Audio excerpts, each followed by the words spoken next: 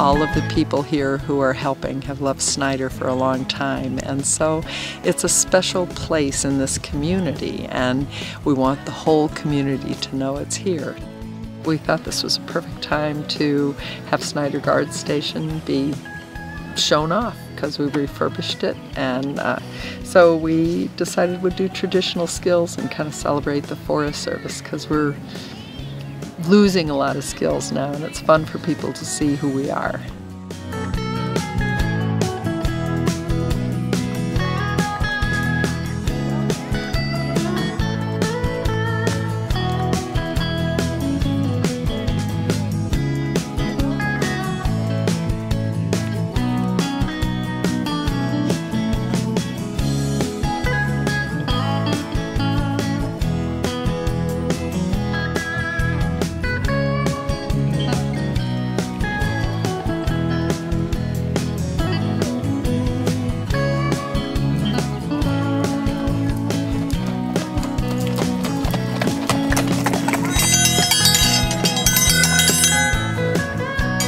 Crosscut saw presentation!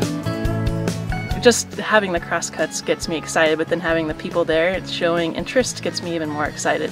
And it was a great group of people because a lot of them had never been exposed to crosscuts, but then there's a lot of people that did have some exposure, especially when they were younger, and you could tell that they were really excited to see these tools that they haven't used or seen in quite a while.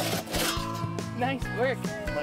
I was probably about 14 when myself and my dad, we'd go out and cut mostly western larch. There'd be sometimes some good red fir. First year we used crosscut exclusively, that's all we had. Traditional skills are kind of like a language, and I've seen different cultures lose language and it can never be brought back. And so traditional skills are really similar. Tools such as blasting and packing and crosscut saw use, once you lose the technique and you lose the skill, you can't really ever get it back.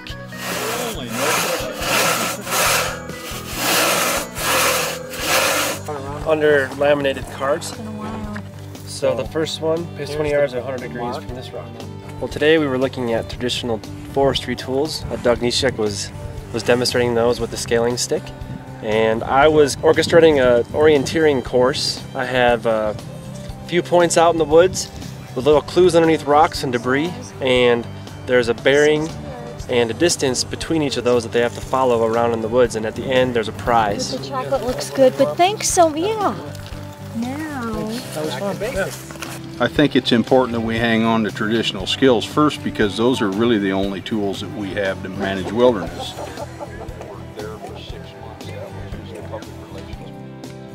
I was sharing traditional skills for packing mules and assuring people that mules are still alive and still a valuable part of wilderness management. Underneath, that's an important step of this hitch.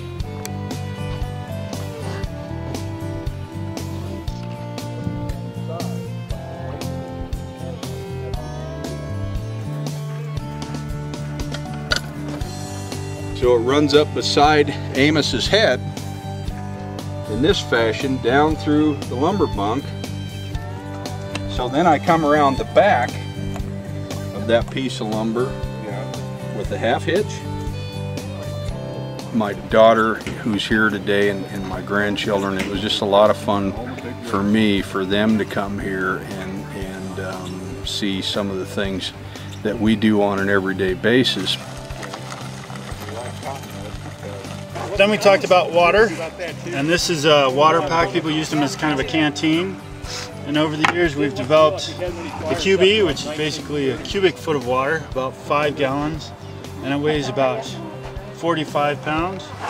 Communication, all the way from the heliograph, which is a Morse code machine using sunlight, to the wire system, radios, the first mass-produced radio, this radio. Really glad to see people come from a wide variety of places around the area, and it was great for the kids because they got to have some hands-on experience. Zip it up.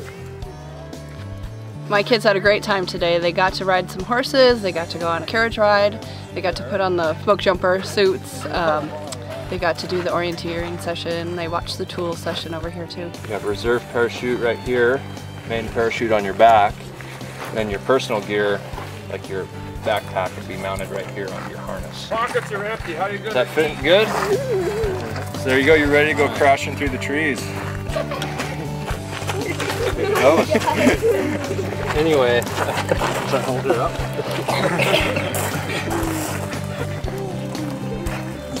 The smallest snowcover ever. I just want kids to grow up and say, gee, I want to be a Forest Service person.